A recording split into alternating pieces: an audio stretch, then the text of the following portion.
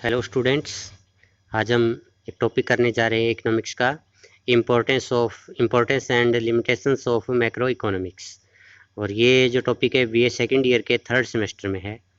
तो इस टॉपिक के अंदर हम दो चीज़ों को डिस्कस करेंगे। पहला तो मैक्रो इकोनॉमिक्स, उसका महत्व या लाभ क्या है, और दूसरा इसका पार्ट रहेगा मैक्रो इकोनॉमिक्स की सीमाएँ क्या है।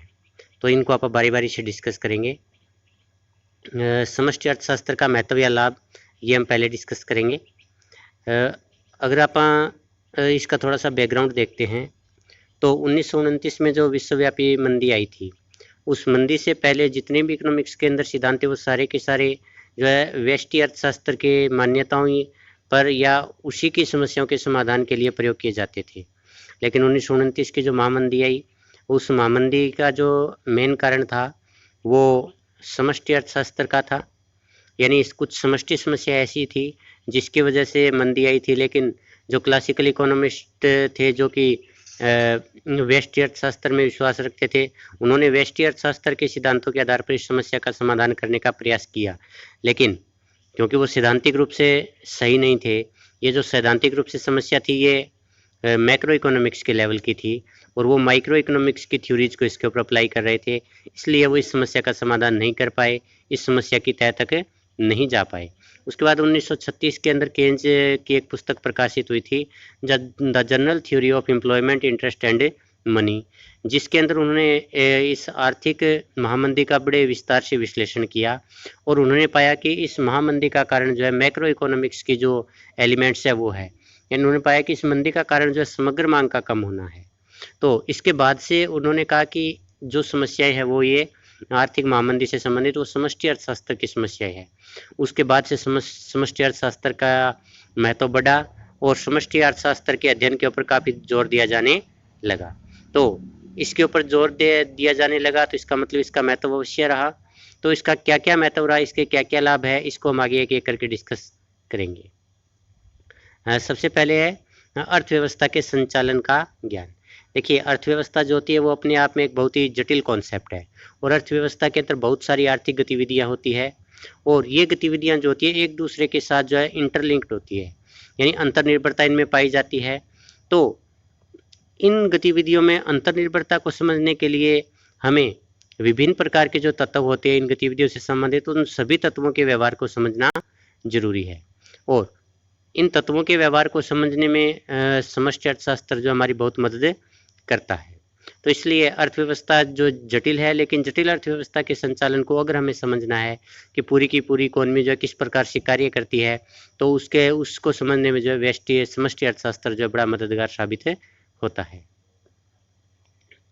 जैसे फॉर एग्जाम्पल इन्वेस्टमेंट है। जब कभी भी इन्वेस्टमेंट में परिवर्तन होगा तो इन्वेस्टमेंट डायरेक्टली जो है कैपिटल फॉर्मेशन, पूंजी निर्माण को प्रभावित करेगा, और पूंजी निर्माण जो है वो आउटपुट या उत्पादन को प्रभावित करेगा, और उत्पादन या जो आउटपुट का लेवल है वो जो है रोजगार के स्तर को प्रभावित करेगा। इसी प्रकार अगर ये आगे और चले तो रोजगार का स्तर जो है वो इनकम को प्रभावित करेगा, इनकम जो है बचत को प्रभावित करेगी, और बचत जो है फिर से इन्वेस्टमेंट को प्रभावित करेगी। तो इस प्रकार ये जो 5-6 तत्व है एक दूसरे से संबंधित है, और ये तत्व जो होते हैं सारे के सारे जो है मैक्रो कॉन्सेप्ट है। तो इन सभी की अगर हमें अंतर्निर्भरता को समझना है तो सबसे पहले हमें जो है मैक्रो इकोनॉमिक्स को समझना पड़ेगा, और मैक्रो इकोनॉमिक्स हमें इनके आपसी संबंधों के बारे में सही प्रकार से जानकारी दे पाएगी। नेक्स्ट है राष्ट्रीय आय का अध्ययन।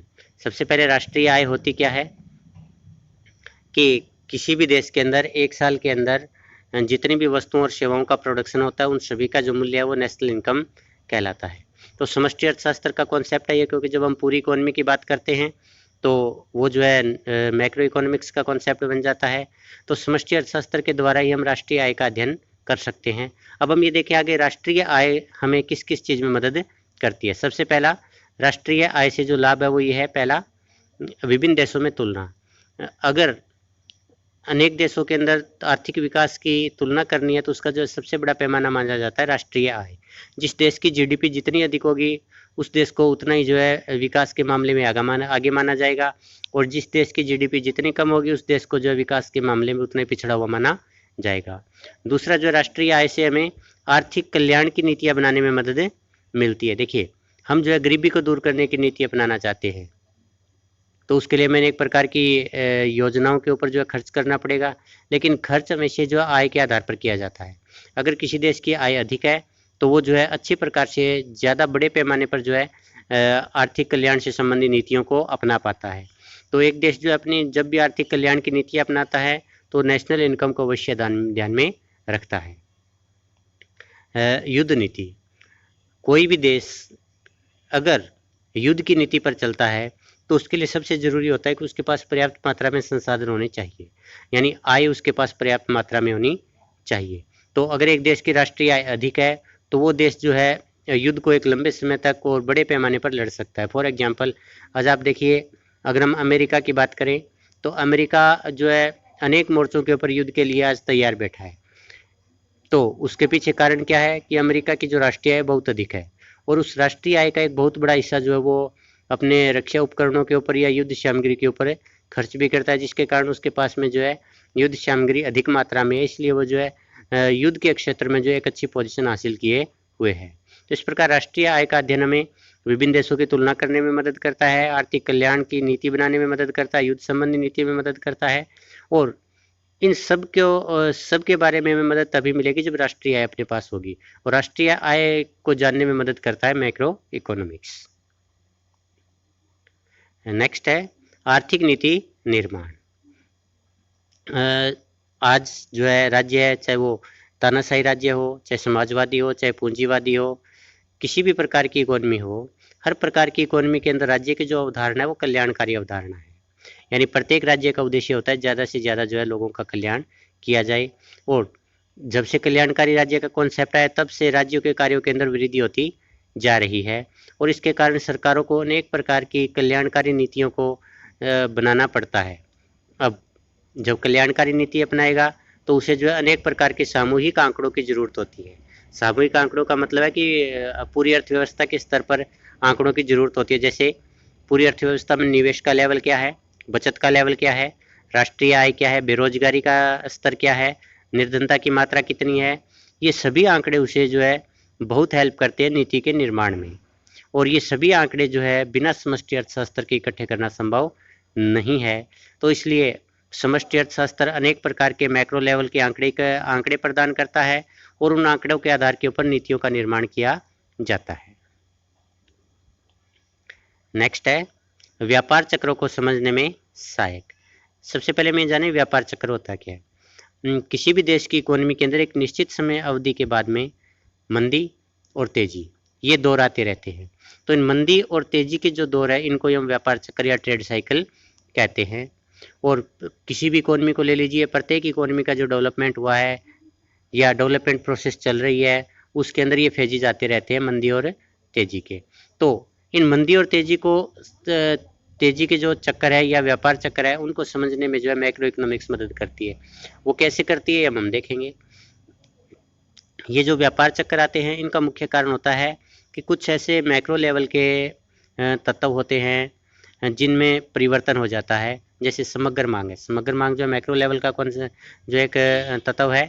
तो जब कभी भी समग्र मांग एग्रीगेट डिमांड बढ़ेगी तो अर्थव्यवस्था के अंदर जो है तेजी आएगी, और तेजी आने के कारण व्यापार चक्र में बूम की सिचुएशन होगी। और अगर समग्र मांग कम हो जाती है तो उसके कारण अर्थव्यवस्था के अंदर मांग में कमी के कारण वस्तुओं की कीमतें गिरने लगती है और मंदी का दौर आ जाता है। तो ऐसे में व्यापार चक्कर जो वो रिसेशन या डिप्रेशन की अवस्था में चला जाता है। तो इस प्रकार से जो व्यापार चक्कर है वो जो है मैक्रो लेवल के जो एलिमेंट्स होते हैं उनमें परिवर्तन के कारण आते हैं। तो इसलिए व्यापार चक्रों को समझने के लिए हमें मैक्रो इकोनॉमिक्स की ज़रूरत पड़ती है। फिर इसके बाद अगर इनको नियंत्रित करना है तो मैक्रो इकोनॉमिक्स हमारी मदद करेगी कि अगर तेजी की अवस्था है तो किस प्रकार से तेजी को नियंत्रित किया जा सकता है, अगर मंदी की अवस्था है तो किस प्रकार से अर्थव्यवस्था को मंदी से बाहर निकाला जा सकता है। इसी प्रकार से व्यापार चक्र जो होते हैं कुल बचत और कुल निवेश के स्तर पर भी निर्भर करते हैं। अगर कुल निवेश बहुत अधिक होगा तो उसके कारण जो अर्थव्यवस्था के अंदर तेजी आएगी, और अगर लोग अधिक बचत करने लगते हैं तो उससे एग्रीगेट डिमांड कम होगी, और एग्रीगेट डिमांड कम होने के साथ साथ जो है निवेश भी कम होगा, जिसके कारण अर्थव्यवस्था में मंदी का जो दौर आ जाता है। तो इन सभी को समझने में मैक्रो इकोनॉमिक्स मदद करती है। नेक्स्ट है सामान्य कीमत स्तर को नियंत्रित करने में सहायक। सामान्य कीमत स्तर क्या होता है किसी भी देश की इकोनॉमी के अंदर जो दीर्घकालीन कीमत होती है उसको हम सामान्य कीमत स्तर कहते हैं, और मंदी और तेजी जो होती है वो सामान्य कीमत स्तर के आधार पर ही तय की जाती है।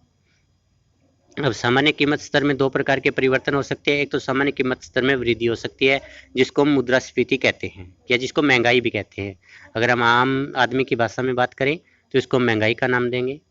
तो जब कभी भी एक देश की अर्थव्यवस्था में लंबे समय तक कीमतों में वृद्धि होती है तो उसको हम मुद्रास्फीति कहते हैं। इसी प्रकार से सामान्य कीमत स्तर में कमी होती है तो उसको मुद्रास्फीति कहते हैं। तो मुद्रास्फीति वह अवस्था होती है जिसमें एक देश की इकोनॉमी में लंबे समय तक जो है कीमतों में कमी दिखाई देती है।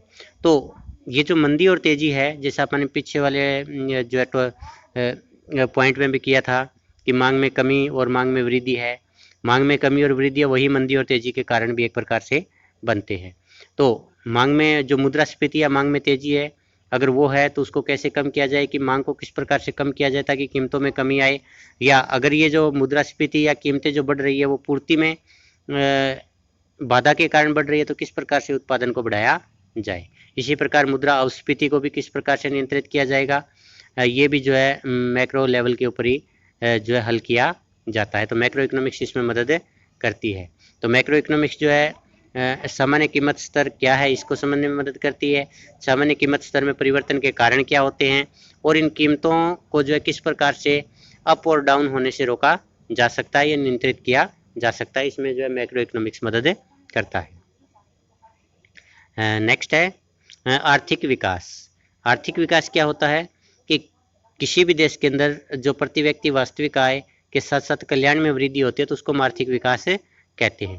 तो आज जितने भी अलग विकसित देश है सभी अपने आर्थिक विकास को प्राप्त करना चाहते हैं और इसके लिए वो चाहते हैं कि उनके जो है आर्थिक विकास की दरें बढ़े, और इसके लिए उन्हें समष्टि अर्थशास्त्र जो है उन एलिमेंट्स के बारे में बताता है जो आर्थिक विकास को प्रभावित करते हैं। जैसे निवेश, कुल निवेश बढ़ना चाहिए, कुल मांग बढ़नी चाहिए, कुल बचत का दर स्तर बढ़ना चाहिए, लोगों के रोजगार में वृद्धि होनी चाहिए, निर्धनता कम होनी चाहिए, आय की असमानता में कमी होनी चाहिए। तो ये सारे तत्व बताता है और ये सारे के सारे जो एलिमेंट्स हैं वो मैक्रो इकोनॉमिक्स के एलिमेंट है। तो मैक्रो इकोनॉमिक्स बड़ी मदद करता है आर्थिक विकास में। और जब एक बार हमें ये पता चल गया कि भी कौन कौन से एलिमेंट आर्थिक विकास को प्रभावित करते हैं तो फिर हम उसी के अनुसार जो है आर्थिक विकास को प्राप्त करने के लिए नीति निर्माण कर सकते हैं। तो आर्थिक विकास के लक्ष्य को प्राप्त करने में भी मैक्रो इकोनॉमिक्स बड़ा हेल्पफुल है। नेक्स्ट है व्यष्टि अर्थशास्त्र का ज्ञान। वैसे देखा जाए तो रैगनर फ्रिश ने समष्टि और व्यष्टि दोनों को अलग कर दिया था, लेकिन दोनों जो अंतर्निर्भर है। व्यष्टि अर्थशास्त्र वह अर्थशास्त्र होता है जिसमें व्यक्तिगत इकाइयों का अध्ययन किया जाता है, और जो व्यष्टि अर्थशास्त्र के जितने भी नियम हैं सारे के सारे नियम जो है कहीं ना कहीं जो है समष्टि अर्थशास्त्र के द्वारा ही निर्धारित किए जाते हैं। तो अगर हम समष्टि अर्थशास्त्र को छोड़ देंगे तो व्यष्टि अर्थशास्त्र के जो नियम है वो हम निर्धारित नहीं कर पाएंगे। तो एक दो एग्जाम्पल लेकर के हम इसको देखते हैं। जैसे पहला एग्जाम्पल है घटती सीमांत उपयोगिता का नियम। घटती सीमांत उपयोगिता का नियम क्या है, जैसे जैसे एक व्यक्ति वस्तुओं का उपभोग बढ़ाता चला जाता है उसे मिलने वाली सीमांत उपयोगिता कम होती चली जाएगी। अब सपोज कीजिए कि क्या ये हर व्यक्ति के ऊपर लागू होता है। शुरू में किसी ने जो इसको देखा, एक व्यक्ति के ऊपर लागू किया, अध्ययन किया तो पाया कि भी जैसे जैसे उसने अधिक वस्तुओं का उपभोग किया उसे मिलने वाली सीमांत उपयोगिता कम होती चली गई। फिर उसने 2 व्यक्तियों के ऊपर प्रयोग किया, 5 के ऊपर किया, 10 के ऊपर किया, यानी वो बड़े समूह के ऊपर उसका एक्सपेरिमेंट करता चला गया और जब बड़े समूह का एक रिजल्ट आया उसके आधार के ऊपर ये नियम बना। यानी मैक्रो इकोनॉमिक्स है जो कि एक बड़ा समूह का अध्ययन करता है, उसने जो है माइक्रो इकोनॉमिक्स का जो नियम है घटती सीमांत उपयोगिता उसको सिद्ध किया है, उसी के आधार पर नियम बना है। दूसरा मांग का नियम। मांग का नियम क्या है, जैसे जैसे कीमत बढ़ेगी मांग कम होगी और कीमत के कम होने पर मांग बढ़ेगी। तो मांग और कीमत और मांग में विपरीत संबंध होता है। तो ये भी पहले जो है एक व्यक्ति के ऊपर एक्सपेरिमेंट किया गया कि जब महंगी वस्तु हुई तो उसने वस्तुएं कम क्यों खरीदी, दूसरे व्यक्ति पर किया गया। इस प्रकार पूरी इकोनॉमी के ऊपर सभी व्यक्तियों के ऊपर किया गया और जब सभी का व्यवहार जब सामान्य दिखाई दिया, सामान्य का मतलब जब भी कीमत बढ़ी तो उन्होंने मांग कम कर दी, तो हमारे पास में जो मांग का नियम आया। तो जो भी नियम होते हैं व्यष्टि अर्थशास्त्र के वो जब पूरे अर्थव्यवस्था के ऊपर लागू होते हैं तो ही वो नियम बन पाते हैं। इसलिए व्यष्टि अर्थशास्त्र का जो ज्ञान है वो हमें समष्टि अर्थशास्त्र से ही मिलता है। पूर्ति का नियम भी इसका एक एग्जाम्पल है। नेक्स्ट इसके बाद है भौतिक कल्याण का माप। किसी भी देश का भौतिक कल्याण बढ़ाना जो है वो सरकारों का लक्ष्य रहा है कि सभी देशों के लोगों का कल्याण बढ़ना चाहिए, और इसका अनुमान व्यक्तिगत इकाइयों के विश्लेषण के आधार पर नहीं लगाया जा सकता। तो भौतिक कल्याण के कुछ पैमाने होते हैं जिनके आधार पर हम माप सकते हैं भौतिक कल्याण बढ़ा या नहीं बढ़ा। कुल उत्पादन, अगर कुल उत्पादन बढ़ेगा तो माना जाएगा कि भौतिक कल्याण बढ़ा है। कुल आय, अगर एक देश की कुल आय बढ़ रही है तो भौतिक कल्याण में वृद्धि होगी। अगर लोगों का कुल उपभोग बढ़ रहा है तो भौतिक कल्याण बढ़ेगा। अगर रोजगार की मात्रा बढ़ रही है तो भौतिक कल्याण में वृद्धि होगी। और ये सारे के सारे, चाहे कुल उत्पादन की बात हो, कुल आय की बात हो, कुल उपभोग की बात हो या कुल रोजगार की बात हो, इन सभी के बारे में जो है पता लगाना मैक्रो इकोनॉमिक्स का कार्य है। तो मैक्रो इकोनॉमिक्स के आधार पर हम इन तत्वों को पता लगाएंगे जो भौतिक कल्याण को प्रभावित करते हैं, और इनके आधार पर हम ये पता लगा पाएंगे कि भी एक देश का भौतिक कल्याण बढ़ रहा है या पहले से कम हो रहा है।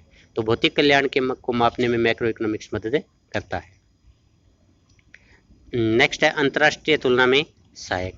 जब भी किन्हीं दो या दो से अधिक देशों में तुलना की जाती है तो किसी एक व्यक्तिगत इकाई के आधार पर तुलना नहीं की जा सकती, बल्कि इसके लिए जो है पूरी अर्थव्यवस्था से संबंधित जो चर होते हैं उनके आधार के ऊपर तुलना की जाती है। तो विभिन्न देशों के अंदर जो तुलना है उसका आधार जो समष्टि अर्थशास्त्र के चर हैं, जैसे जीडीपी, सकल घरेलू उत्पाद। जैसे अगर आप भारत और अमेरिका की बात करें तो किसी एक व्यक्ति के आय के आधार के ऊपर आप तुलना नहीं कर सकते, लेकिन अगर दो देशों की जीडीपी का अगर आप अध्ययन करते हैं तो उन दोनों देशों की जीडीपी के आधार के ऊपर हम ये पता लगा सकते हैं कि अमेरिका जो है भारत से विकसित है और भारत की जीडीपी कम है, इसलिए भारत जो अमेरिका से कम विकसित है। इसी प्रकार से निवेश का स्तर, कि अगर किसी भी एक व्यक्ति के द्वारा किया गया निवेश जो है दो देशों में तुलना का आधार नहीं बनता, बल्कि पूरे देश में अमेरिका में कितना निवेश हो रहा है, भारत में कितना निवेश हो रहा है। अगर भारत में निवेश अधिक है तो हम कहेंगे कि भी भारत में जो है भारत निवेश के मामले में अमेरिका से आगे है। इसी प्रकार से बचत का स्तर है, दो देशों में कुल बचत के आधार के ऊपर दो देशों की तुलना की जा सकती है। इसी प्रकार से उपभोग का स्तर है, इन सभी के आधार के ऊपर आप अंतर्राष्ट्रीय तुलना कर सकते हैं। तो जब भी अंतर्राष्ट्रीय तुलना की जाती है तो मैक्रो कॉन्सेप्ट के आधार पर ही की जाती है, जो मैक्रो चर होते हैं उन्हीं के आधार पर तुलना करेंगे, ना कि व्यक्तिगत चरों के आधार पर। नेक्स्ट है आर्थिक नियोजन में सहायक। आर्थिक नियोजन क्या होता है कि आज देखिए प्रत्येक देश के पास में जो संसाधन है वो सीमित है, लेकिन उसकी ज़रूरतें असीमित है। यानी उसे विकास का लक्ष्य प्राप्त करने के लिए जितने संसाधन है उससे अधिक संसाधनों की जरूरत है। इसलिए प्रत्येक देश जो योजनाबद्ध तरीके से या योजना बना करके जो है अपना विकास करता है। तो योजना बना करके विकास करना नियोजन कहलाता है। तो नियोजन के लिए प्रत्येक देश जब योजना बनाता है तो उसे कुछ जो है आंकड़ों की ज़रूरत है। जैसे एक देश जो है रोजगार को बढ़ाना चाहता है तो पहले उसे ये पता होना चाहिए कि भी उसके पास उसके देश में कुल कितने बेरोजगार हैं। सपोज कि भारत के अंदर ये कहा जाए कि 25 करोड़ लोग बेरोजगार हैं।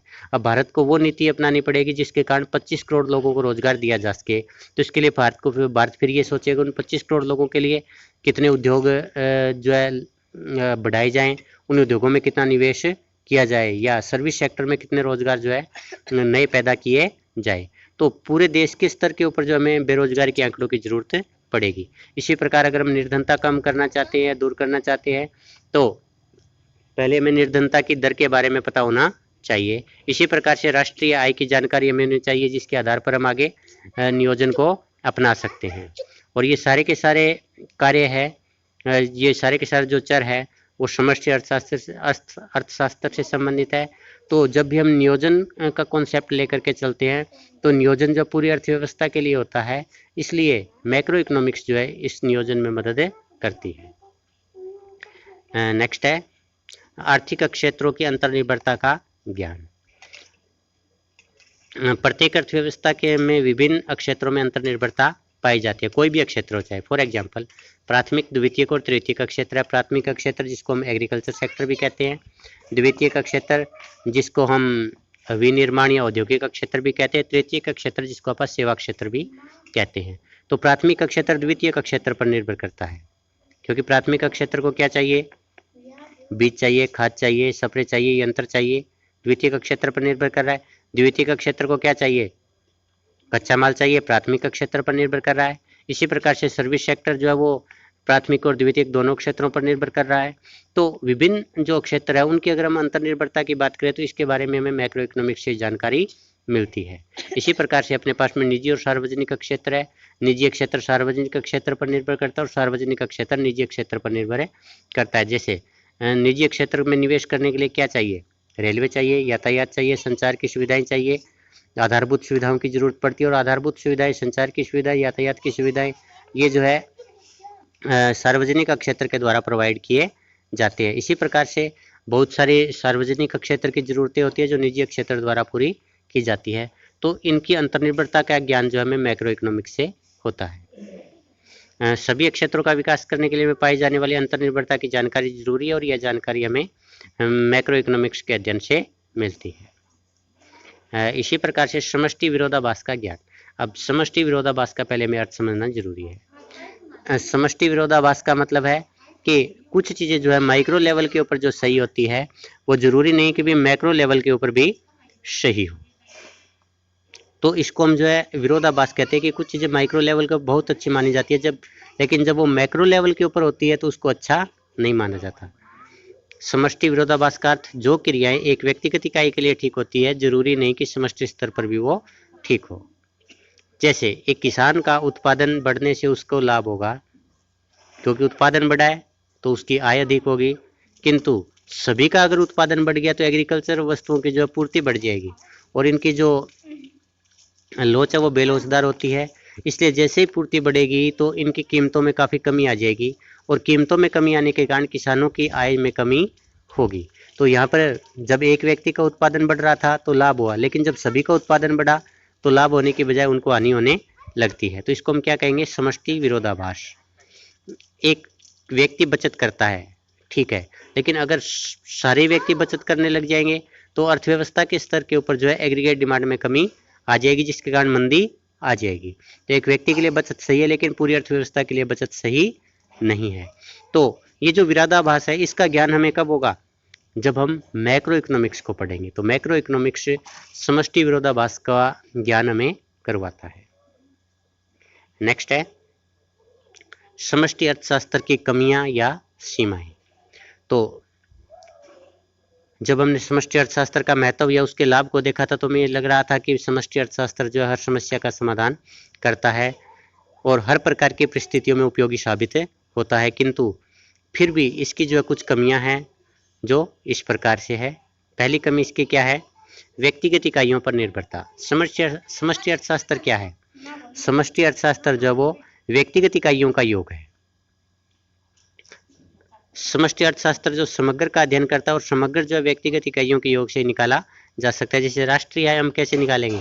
सभी व्यक्तियों की आय का जोड़ कर लिया, राष्ट्रीय आय आ गई। सभी इकाइयों का जो इकाइयों की आय क्या है? माइक्रो इकोनॉमिक्स है। इसी प्रकार से समग्र मांग की अगर आप बात करते हैं तो समग्र मांग कैसे निकालेंगे? सभी व्यक्तिगत इकाइयों की मांग का जोड़ कर लिया। तो जब हमें व्यक्तिगत इकाइयों का ही अध्ययन करके समग्र निकालना है तो फिर व्यक्तिगत इकाइयों समग्र का अध्ययन करने का उतना ज़्यादा महत्व नहीं है, क्योंकि ज़्यादा महत्वपूर्ण चीज़ क्या है? माइक्रो इकाइयाँ हैं। अगर व्यक्तियों की आय नहीं बढ़ेगी तो राष्ट्रीय आय कैसे बढ़ेगी? अगर व्यक्तियों की आय बढ़ गई तो ऑटोमेटिक राष्ट्रीय आय बढ़ गई, ठीक है ना। तो इस प्रकार माइक्रो इकोनॉमिक्स के ऊपर जो है मैक्रो इकोनॉमिक्स निर्भर करती है। इस प्रकार हम कह सकते हैं कि समष्टि अर्थशास्त्र जो है अपने आप में कोई अस्तित्व नहीं है। समष्टि वैसा ही होगा जैसा व्यष्टि होगा। तो ज़्यादा महत्वपूर्ण चीज़ क्या है? व्यष्टि। नेक्स्ट जो इसकी कमी है वो इकाइयों में विभिन्नता। देखिए अभी हमने क्या कहा? समष्टि क्या है? समष्टि व्यक्तिगत इकाइयों का जोड़ है और व्यक्तिगत इकाइयों को जोड़ करके आप समष्टि निकाल सकते हैं, परंतु सैद्धांतिक रूप से व्यक्ति की विभिन्न इकाइयां या जिन इकाइयों का माप अलग अलग हो, माप की इकाई अलग अलग होती है, उन इकाइयों को आप गणितीय रूप से जोड़ नहीं सकते। ये सैद्धांतिक रूप से गलत होगा। जैसे 5 पेन और 3 कारों का जोड़ कभी नहीं किया जा सकता, क्योंकि हम इसको नहीं लिख सकते 5 पेन प्लस 3 कार बराबर 8 पेन या 8 कार, ऐसा हम कभी नहीं कर सकते। तो इस प्रकार व्यक्तिगत इकाइयों का जोड़ करके आप समष्टि निकालेंगे, लेकिन व्यक्तिगत इकाइयां जो उनके माप की इकाई अलग अलग है, इसलिए आप समष्टि नहीं निकाल सकते। इसलिए सैद्धांतिक रूप से इसमें ये भी एक कमी है। नेक्स्ट समूह की बजाय बनावट महत्वपूर्ण होती है। समष्टि अर्थशास्त्र हमें क्या बताता है? समष्टि अर्थशास्त्र से हमें केवल समूह का पता चलता है कि टोटल क्या है, लेकिन वो टोटल किस प्रकार से बना है या उस टोटल की बनावट क्या है, उसकी आंतरिक संरचना क्या है, उसके बारे में हमें पता नहीं चलता। जबकि टोटल की बजाय संरचना जो है वो ज़्यादा महत्वपूर्ण होती है। इसको आप एक एग्जाम्पल से समझते हैं। दो देश है, ए और बी। ए देश की राष्ट्रीय आय 100 करोड़ है, बी देश की राष्ट्रीय आय 100 करोड़ है। अब आप बताइए, दोनों देशों में से कौन से देश के लोगों का कल्याण अधिक है? सोचिए, ए का है या बी का, या दोनों के लोगों का जीवन स्तर समान है? वेस्ट समष्टि क्या बता रहा है? ए और बी दोनों इक्वल है। लेकिन अब हम इसकी बनावट देखते हैं। देखिए, ए देश के अंदर पहले व्यक्ति की इनकम 25 करोड़, दूसरे की इनकम 25, तीसरे की इनकम 25, चौथे की इनकम भी 25 करोड़। सभी व्यक्तियों का कल्याण समान है। बी का देखिए आप, एक व्यक्ति की इनकम 80 करोड़ है, दूसरे की इनकम 10 करोड़ है, तीसरे की 7 करोड़ है, चौथे की 3 करोड़ है। यहाँ पर एक व्यक्ति जो है पूरा जीवन अच्छा जीवन स्तर इंजॉय कर रहा है, लेकिन बाकी तीनों जो है निम्न जीवन स्तर पर हैं। तो देखिए, अगर आप मैक्रो की बात करें तो दोनों इक्वल है, 100 करोड़। लेकिन माइक्रो में ए देश जो है बी देश के मुकाबले बहुत बेहतर स्थिति में है, क्योंकि यहाँ पर आय की समानता है। तो इस प्रकार समूह के बजाय उसकी बनावट ज़्यादा महत्वपूर्ण होती है, और मैक्रो इकोनॉमिक्स हमें बनावट के बारे में नहीं बताता, या मैक्रो इकोनॉमिक्स से जो बनावट का पता नहीं चलता। तो ये एक इसकी कमी है। नेक्स्ट है एक ही समूह के विभिन्न प्रभाव। इसमें देखिए, समष्टि अर्थशास्त्र के किसी भी समूह में जो परिवर्तन होता है, समूह तो एक ही है, लेकिन उस एक ही समूह में होने वाले परिवर्तन का अलग अलग वर्ग या अलग अलग क्षेत्रों के ऊपर अलग अलग प्रभाव हो सकता है। ऐसे में इसके आधार पर कोई भी सर्वोपरि निर्णय नहीं लिया जा सकता, क्योंकि जब हम ये कहते हैं अलग अलग वर्गों के ऊपर या अलग अलग क्षेत्रों के ऊपर प्रभाव अलग अलग है, तो एक के ऊपर अच्छा होगा, दूसरे पर बुरा होगा। सर्वोपरि निर्णय तो नहीं हुआ, क्योंकि जो एक निर्णय ले रहे हैं वो एक के लिए अच्छा है, दूसरे के लिए बुरा है। इसको आप एक एग्जाम्पल के द्वारा समझते हैं। जैसे कीमत में वृद्धि का दो के ऊपर प्रभाव पड़ता है, उत्पादकों के ऊपर भी प्रभाव पड़ता है और उपभोक्ताओं पर भी प्रभाव पड़ता है। कीमत वृद्धि का उत्पादकों के ऊपर क्या प्रभाव पड़ेगा? उनके लाभ बढ़ेंगे, क्योंकि उनको वस्तु की अधिक कीमत मिलेगी। लेकिन उपभोक्ताओं के ऊपर बुरा प्रभाव पड़ेगा, क्योंकि उनको वस्तुएं महंगी मिलेगी। अब सर्वोपरि निर्णय क्या होता है? ऐसा निर्णय जो उत्पादकों को भी अच्छा लगता है और उपभोक्ताओं को भी। लेकिन कीमत वृद्धि उत्पादकों को अच्छी लग रही है, उपभोक्ताओं को नहीं लग रही। इसी प्रकार अगर कीमत में कमी होगी तो वो उत्पादकों को अच्छी नहीं लगेगी, उपभोक्ताओं को अच्छी लगेगी। सर्वोपरि निर्णय कभी भी नहीं है।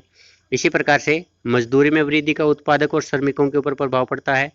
अगर मजदूरी बढ़ गई तो उत्पादकों की लागत बढ़ेगी, उनके लिए अच्छा नहीं होगा, लेकिन श्रमिकों की आय बढ़ेगी, उनके ऊपर अच्छा प्रभाव पड़ेगा। तो इस प्रकार से एक ही परिवर्तन हो रहा है एक ही दिशा में, लेकिन उसका अलग अलग समूह के ऊपर अलग अलग वर्गों के ऊपर अलग अलग प्रभाव पड़ रहा है, जिसके कारण जो है मैक्रो इकोनॉमिक्स के आधार पर हम कोई सर्वोपरि निर्णय नहीं निकाल सकते। नेक्स्ट है व्यक्तिगत इकाइयों के योगदान की उपेक्षा। मैक्रो इकोनॉमिक्स जो है वो व्यक्तिगत इकाइयों का जोड़ होता है, यानी इसके अंदर जो है सारी व्यक्तिगत इकाइयों का जोड़ करके एक टोटल दे दिया जाता है, लेकिन उस टोटल के अंदर एक एक इकाई का योगदान कितना रहा इसके बारे में जानकारी नहीं मिल पाती। और इसका नुकसान क्या होता है कि इसके अंदर एक प्रकार से अगर हम लेमैन की भाषा में कहें तो गधे और घोड़े बराबर होते हैं। एक व्यक्ति जो है, मान लीजिए कि 5 व्यक्ति कमाने वाले हैं, उन 5 व्यक्तियों की इनकम जो है एक महीने की 1 लाख आई। अब उसने तो कह दिया 500 ने मिल करके 1 लाख कमाया, लेकिन इसमें से एक व्यक्ति 80,000 कमा रहा है, बाकी 4 मिल करके 20,000 रुपये कमा रहे हैं। लेकिन मैक्रो इकोनॉमिक्स तो चारों को 5 को बराबर ही मान रहा है। तो इस प्रकार व्यक्तिगत इकाइयों के योगदान का जब तक पता नहीं चलता तब तक एक व्यक्तिगत इकाई अच्छा करने के लिए प्रोत्साहित नहीं होती, क्योंकि उसके कंट्रीब्यूशन को अलग से इंगित नहीं किया गया है, अलग से चिन्हित नहीं किया गया है। नेक्स्ट है सीमित व्यावहारिक उपयोगिता।